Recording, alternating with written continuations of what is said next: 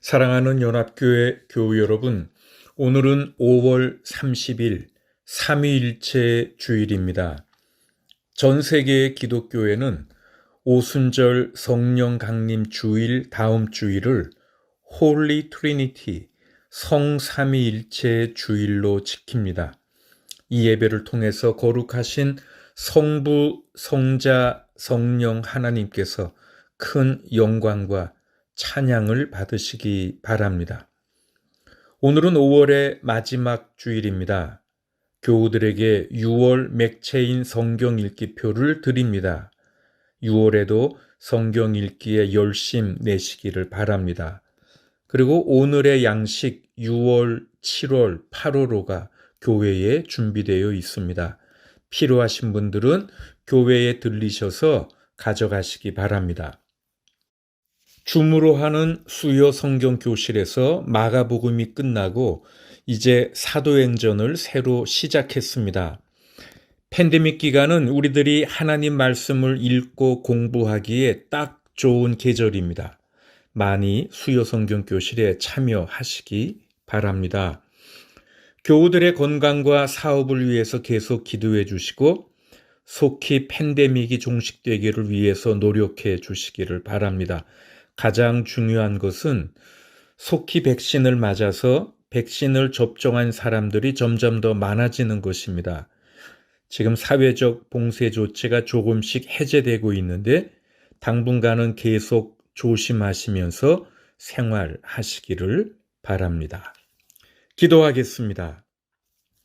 우리의 예배를 기쁘게 받으시는 성부, 성자, 성령 삼위일체 하나님, 우주 만물을 창조하시고 다스리시는 성부 하나님의 능력과 섭리를 찬양합니다. 십자가를 지심으로 우리를 죄에서 구원하시고 부활의 첫 열매가 되신 성자 예수님께 경배를 드립니다. 언제나 성도들 곁에 함께 하시며 의로운 길로 인도하시는 성령 하나님께 감사를 드립니다. 창조와 구원의 대역사를 이루시는 성삼위 하나님께 드리는 이 예배를 받아주시고 이 예배를 통해 하나님의 은총이 온 땅에 가득하게 하시옵소서. 예수님 귀한 이름으로 기원하옵나이다. 아멘.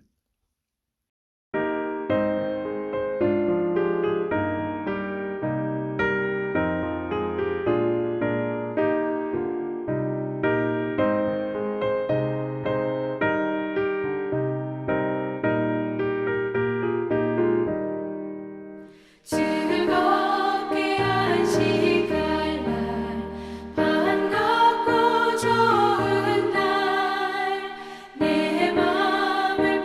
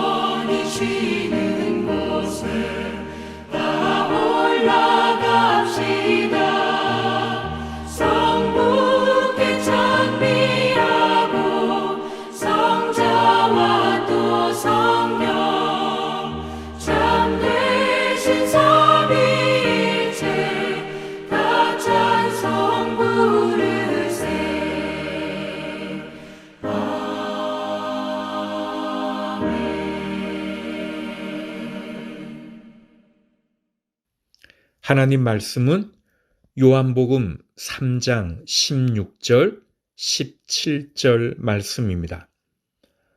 하나님께서 세상을 이처럼 사랑하셔서 외아들을 주셨으니 이는 그를 믿는 사람마다 멸망하지 않고 영생을 얻게 하려는 것이다. 하나님께서 아들을 세상에 보내신 것은 세상을 심판하시려는 것이 아니라 아들을 통하여 세상을 구원하시려는 것이다. 이것은 하나님 말씀입니다. 아멘. 오늘 본문 16절 말씀은 아마도 성경 전체에서 제일 많이 알려지고 인용되고 사랑받는 구절일 것입니다. 비록 교회를 다니지 않는 사람들일지라도 이 내용은 들어본 적이 있을 것입니다. 이 구절은 이렇게 시작합니다.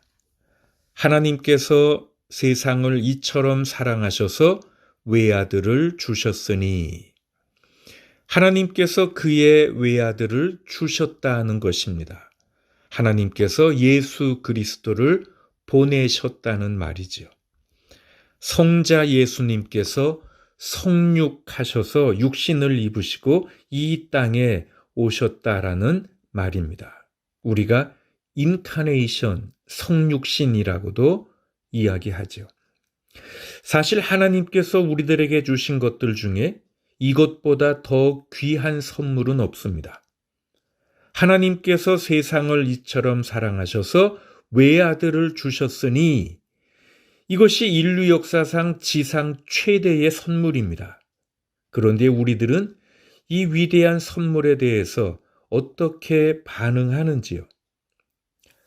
물론 우리들은 그 선물에 대해서 감사하기도 하고 축하 행사도 하지요. 특별히 성탄절 행사가 그런 것 아니겠습니까? 그러나 축하 그 이상의 것이 있습니다.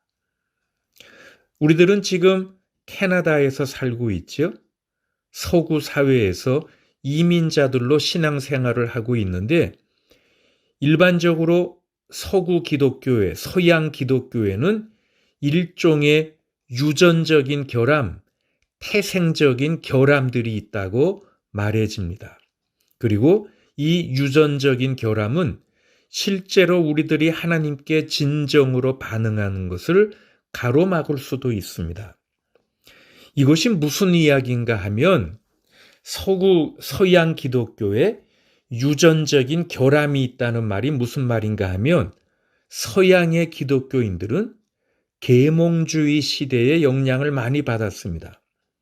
예를 들어서 우리 카나다 남쪽 국경 아래 미국만 보더라도 소위 미국 건국의 아버지들은 거의 대부분 계몽주의 시대의 영향을 강하게 받은 사람들입니다.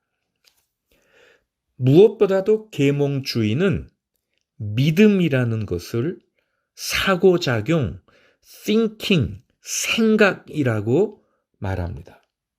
믿음이라는 것은 우리들의 마음과 머릿속에서 일어나는 어떤 작용입니다.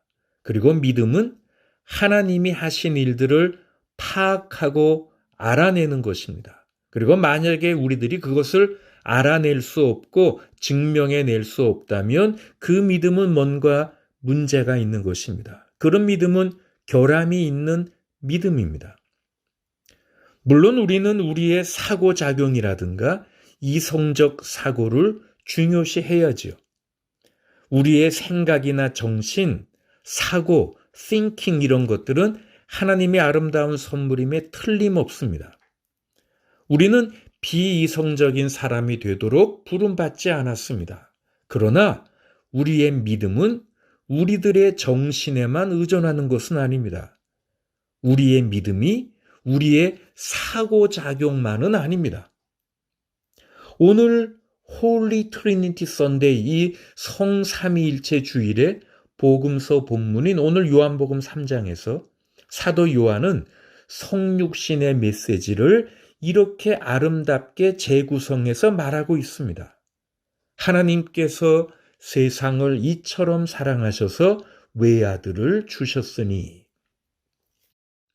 우리 가운데 어느 누구가 하나님 존재의 가장 깊숙한 본질인 그리스도가 어떻게 성육신하셔서 우리 가운데 거하게 되셨는지 그것을 정확히 이해하고 파악할 수 있는 사람이 어디 있겠습니까?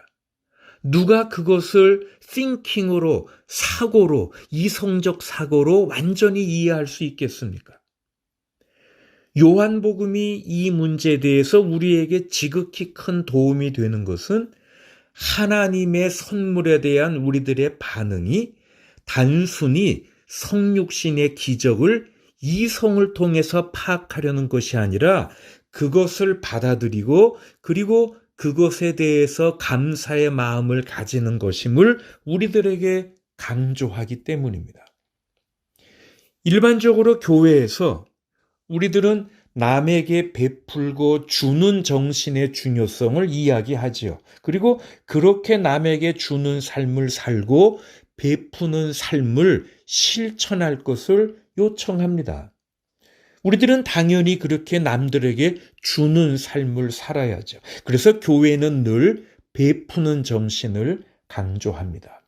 그런데 여러분, 우리들이 이렇게 베푸는 삶, 베푸는 정신에 대해서는 많이 이야기하고 듣지만 받는 정신에 대해서는, 받는 삶에 대해서는 이야기를 거의 듣지 않습니다. Spirit of Giving에 대해서는 많이들 이야기하지만 Spirit of Receiving에 대해서는 거의 말을 듣지 못한다는 말입니다. 그래서 우리들은 잘 받지를 못합니다. 남들이 주는 것을 은혜롭고 감사하고 자연스럽게 받는 것을 잘 하지 못합니다. 바울이 3차에 걸친 전도 여행을 다 마치고요. 이제 예루살렘으로 가려고 했습니다. 그리고 그 예루살렘으로 가는 길은 고난과 위험이 따르는 길입니다.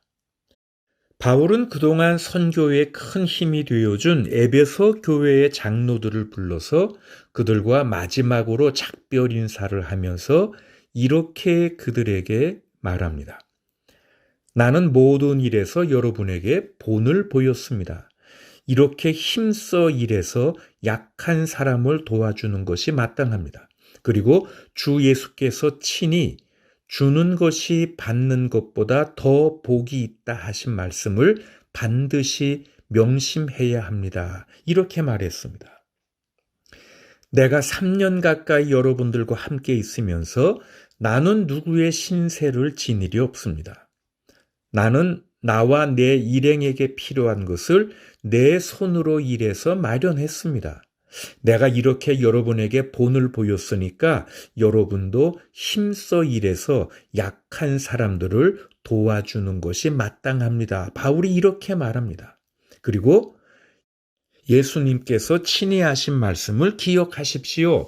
예수님은 주는 것이 받는 것보다 더 복이 있다 하셨습니다. 지금 이렇게 말하고 있는 거죠. 여기 바울의 교훈에도 주는 것이 받는 것보다 더 복이 있다고 하면서 이것은 예수님께서 직접 하신 말씀이라고 지금 알려줍니다. 주는 것이 받는 것보다 더 복이 있다. 우리는 복음서에서 이와 비슷한 사상을 담은 구절은 찾을 수 있지만 이것과 동일한 구절을 찾을 수는 없습니다. 그래서 아마도 바울이 구전되어 내려오는 예수님의 말씀을 자유롭게 인용했거나 아니면 당시에 이런 예수님의 말씀을 수록한 어떤 자료들이 있었던 것일 수도 있습니다. 어쨌거나 우리들은 이 바울이 전해준 예수님의 말씀, 주는 것이 받는 것보다 더 복이 있다라는 이 말씀을 참 귀히 여기면서 그렇지 받는 것보다는 주는 것이 더 복되지 받는 삶보다는 주는 삶이 더 보람되고 좋은 거지라고 생각합니다. 물론 맞는 말이죠. 그런데 여러분 다시 한번 이 말씀을 잘 들어보십시오. 주는 것이 받는 것보다 더 복이 있다. 이 말은 물론 남에게 베풀고 주는 삶의 가치를 강조하는 말이지만 실은 받는 것도 복되다는 말이죠. 주는 것만 복된 것이 아니라 우리가 잘 받는 것도 복된 것입니다. 여러분, 받는 것도 중요합니다. 우리들이 잘 받는 것도 복된 것임을 기억하십시오.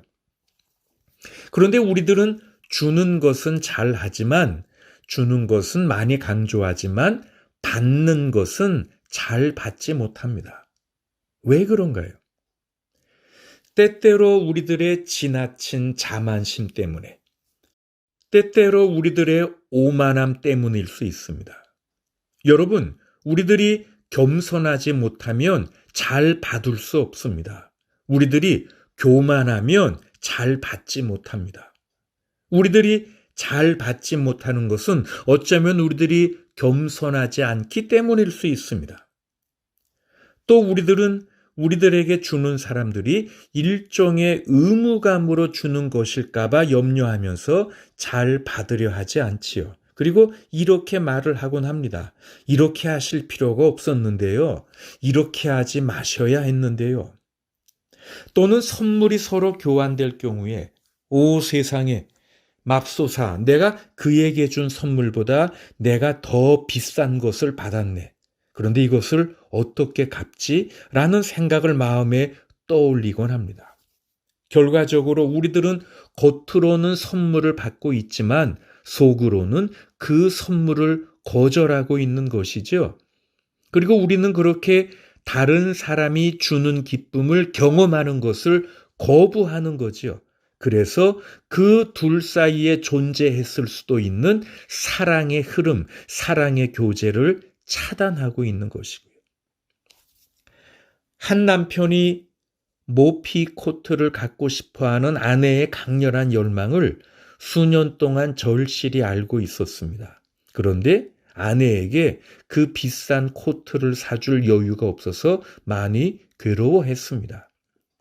아내를 몹시 사랑했기에 남편은 그녀의 소원을 들어주고 싶었고 그래서 아내 몰래 모피 코트 구매 프로젝트를 시작하기로 결정했습니다. 우선 남편은 점심 식사 비용부터 아끼기 시작했고요.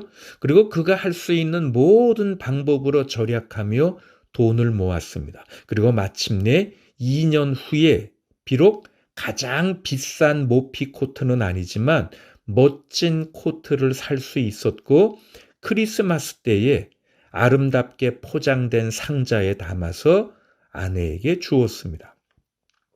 아내가 선물 상자를 열었을 때 아내는 코트를 보더니 잠시 침묵한 후에 오, 빌, 어떻게 이걸 샀어요? 그런데 거실 소파가 새로 필요한 것을 잘 알잖아요. 라고 말했습니다. 그리고 조금 후에 다시 말합니다. 어쨌든 고마워요. 참 좋네요. 그런데 이미 데미지는 생겼습니다. 2년여에 걸친 남편의 희생적인 사랑은 그 선물을 감사함으로 받아들이지 못하는 아내의 무감각으로 인해서 냉담하게 받아들여진 것이죠. 우리들은 받는 일에 있어서 얼마나 자주 이런 모습을 보이는지 모릅니다. 너무 자존심이 세서, 너무 교만해서, 아니면 너무 무신경해서, 은혜와 호의를 받아들일 수 있을 만큼 겸손하지 못해서, 남들로부터 받는 것을 다시 갚아주어야 한다는 의무감이나 부담감이 싫어서, 또는 내가 남에게 받는다는 것이 나의 부족함이나 연약함, 약점을 인정하는 것 같아서 자존심이 상해서 그래서 결국 다른 사람들이 주는 것에 대한 기쁨을 누리는 것을 허용하지 않는 것이죠. 우리들은 결국 너무 어렵게 또 너무 늦게 이렇게 받는 것에 대한 교훈을 배우곤 합니다. 미국에서 있었던 실화입니다. 미국 중서부에 한 소년이 살고 있었는데 시각장애를 가지고 있었습니다. 이 소년은 앞을 볼 수 없었습니다. 그런데 소년의 가정은 미국 매사추세츠 종합병원의 안과 의사가 새로운 수술 방법을 고안해서 소년과 같은 질병을 고칠 수 있다는 소식을 들었습니다. 그래서 소년이 수술을 위해서 보스턴으로 갈 수 있으면 그 소년은 어쩌면 시력이 회복될 가능성이 있었습니다. 수술 비용은 매우 비쌌습니다. 교회의 교우들이 그 비용을 보탰습니다. 그리고 지역사회에서도 기부금을 마련해주는 사람들이 있었습니다. 드디어 모든 준비가 완료되었고 소년과 어머니는 짐을 꾸려 보스턴으로 떠날 준비가 되었습니다. 나머지 가족들에게 작별 인사를 할 때 어머니는 어린 아들이 아주 낡은 테디베어 곰 인형을 집어챙겨서 팔로 껴안는 것을 보았습니다. 그런데 그 곰 인형은 아주 낡아서 실밥이 여기저기 터져 속 내용이 튀어나왔고 한쪽 귀는 찢어졌고요. 눈 하나도 없었습니다. 어머니는 아들에게 말합니다. 왜 그 낡은 인형을 가지고 가니? 우리가 보스턴에 도착하면 새 인형을 사줄게. 그런데 소년에겐 어려서부터 가지고 놀았던 그 낡은 인형을 대신할 것이 없었습니다. 소년에게 그 인형은 가장 소중한 것이었습니다. 그래서 소년은 그 오래되고 낡은 테디베어를 챙겨서 보스턴으로 향했습니다. 병원에 도착해서 모든 검사 과정 중에도 그 어린 소년은 곰인형을 항상 꼭 껴안고 있었고 수술실에 들어갈 때도 그 테디베어를 챙겼습니다.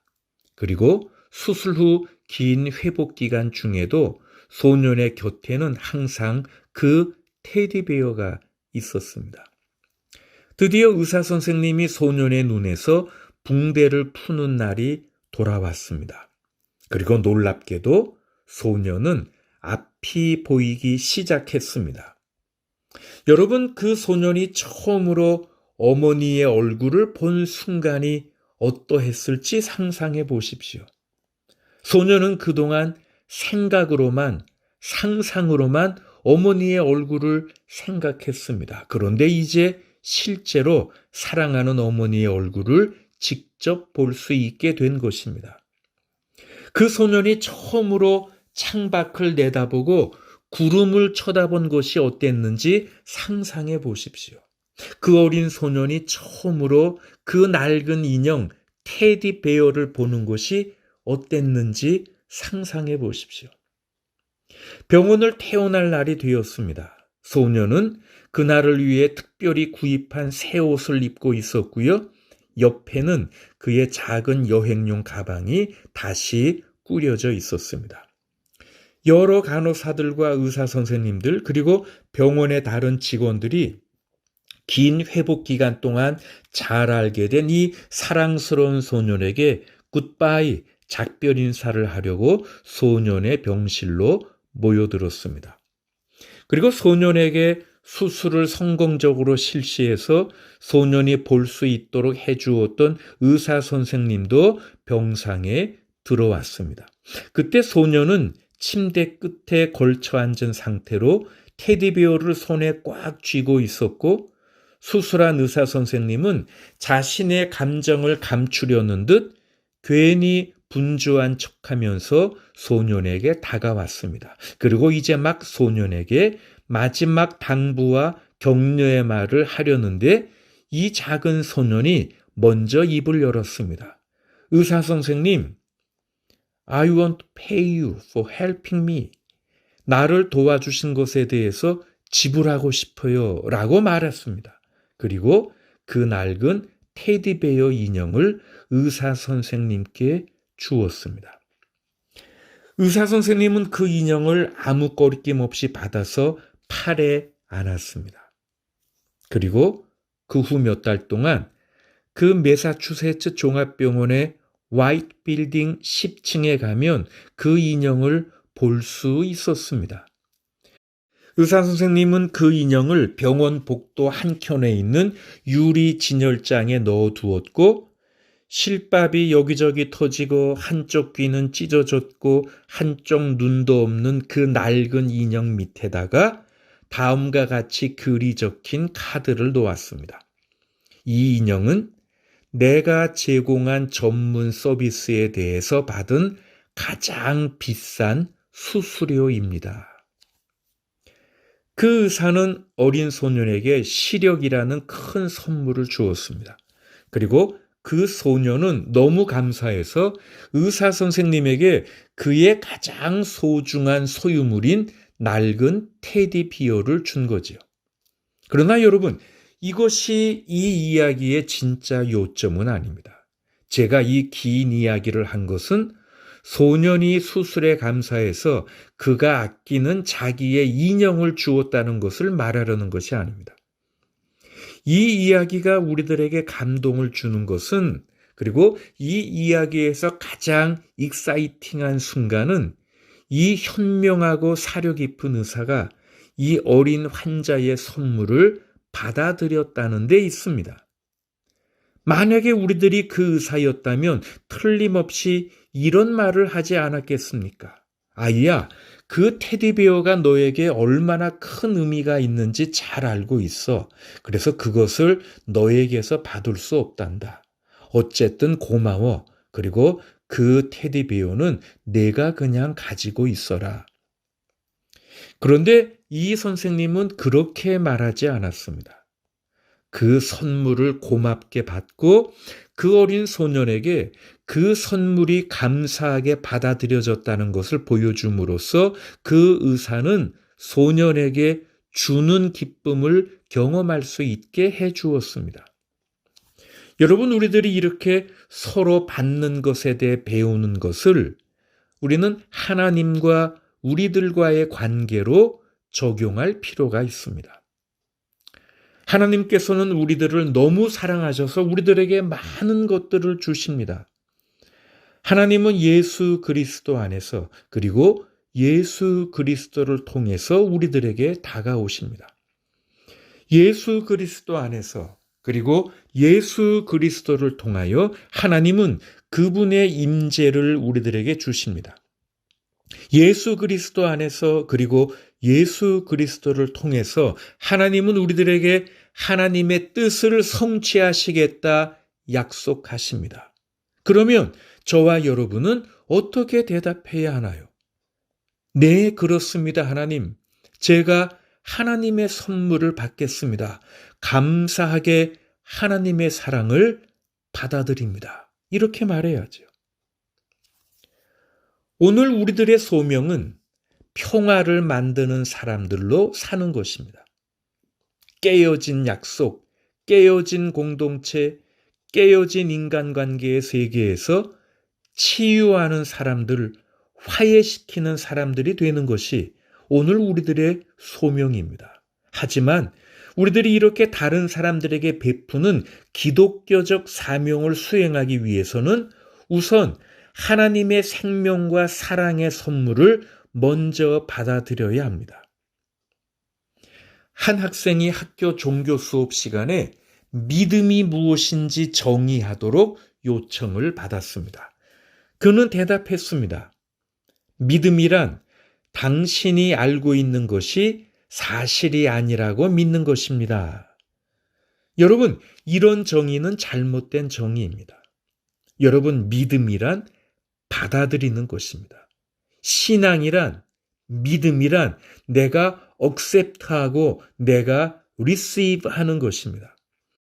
오늘 16절에서 사도 요한이 하나님이 세상을 이처럼 사랑하셔서 외아들을 주셨으니라고 멋지게 표현한 것처럼 하나님의 사랑, 하나님의 크신 사랑을 따르는 사랑을 받아들이는 것입니다.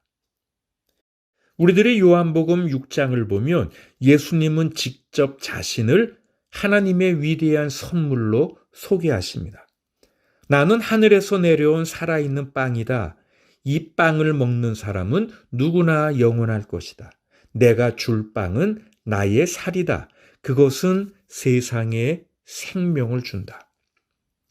여러분, 하나님께서 우리를 너무 사랑하셔서 주 예수 그리스도라는 선물을 통해서 우리에게 다가오십니다. 오늘 이 선물에 대한 여러분의 대답은 무엇입니까? 오 사랑의 하나님, 우리는 하나님의 이 엄청난 선물을 받아들입니다.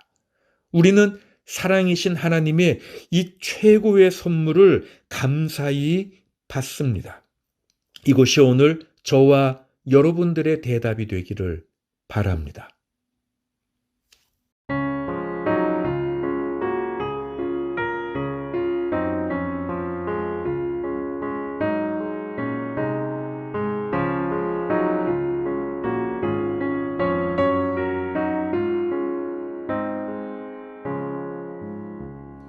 주의 사랑 비칠 때의 기쁨 오네 근심 걱정 물러가고 기쁨 오네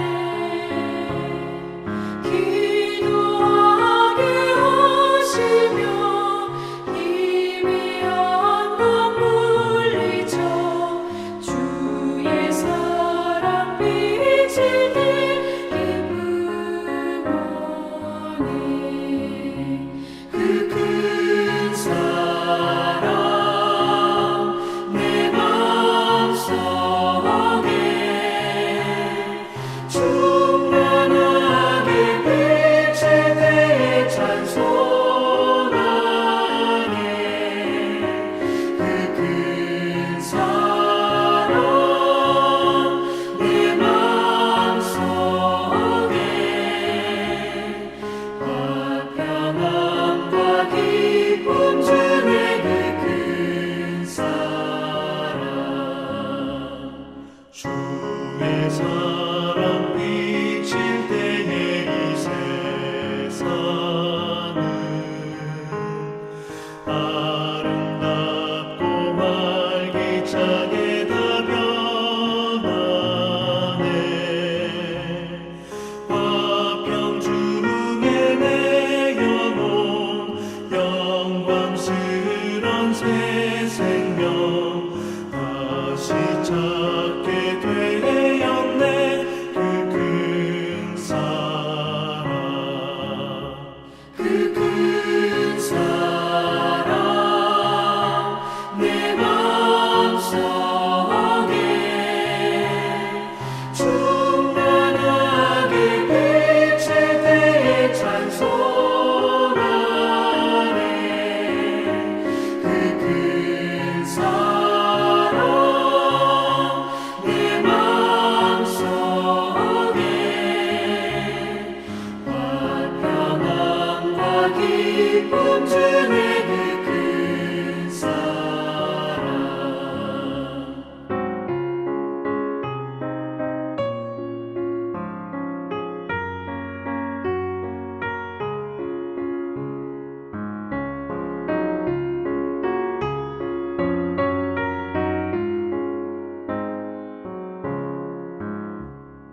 주의 사랑 비칠 때의 이 세상은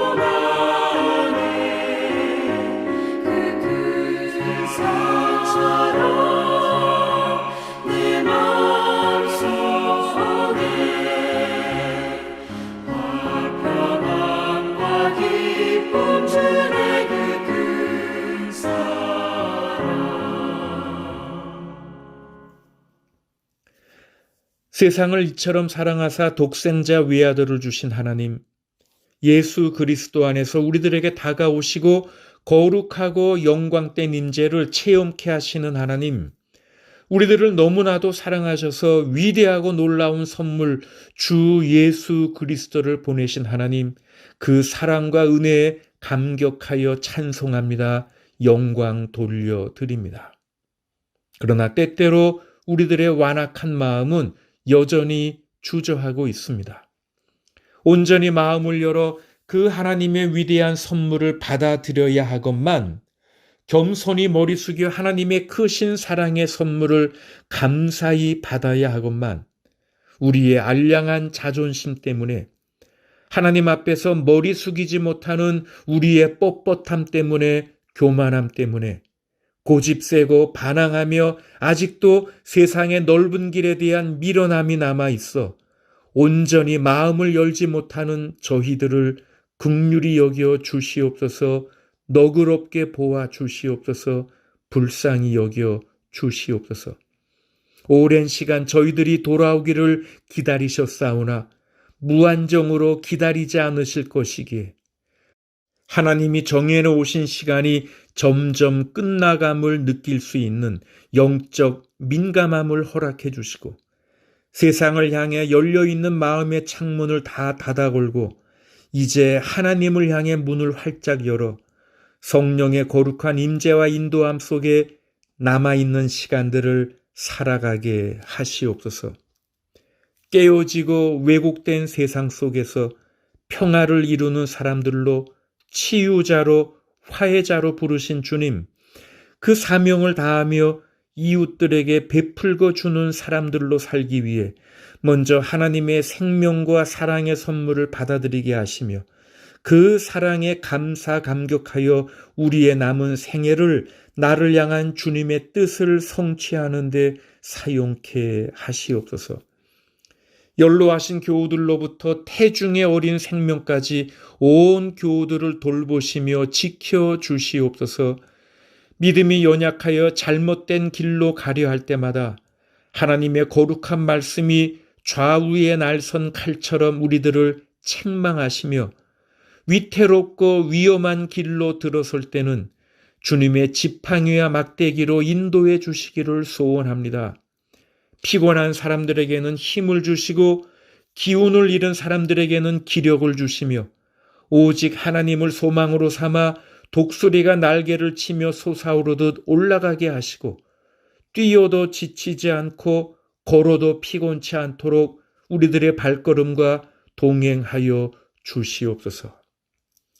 이제는 우리 구주 예수 그리스도의 은혜와 성부 하나님의 크신 사랑과 성령 하나님의 사귐과 인도하심과 치유하심이 성삼위 하나님을 사랑하며 섬기고 하나님의 생명과 사랑의 선물을 감사히 받아 남은 생애를 믿음의 사람으로 살아가려는 모든 교우들 위해 이제부터 영원토록 함께 하시기를 간절히 축원하옵나이다. 아멘. 주 나를 지키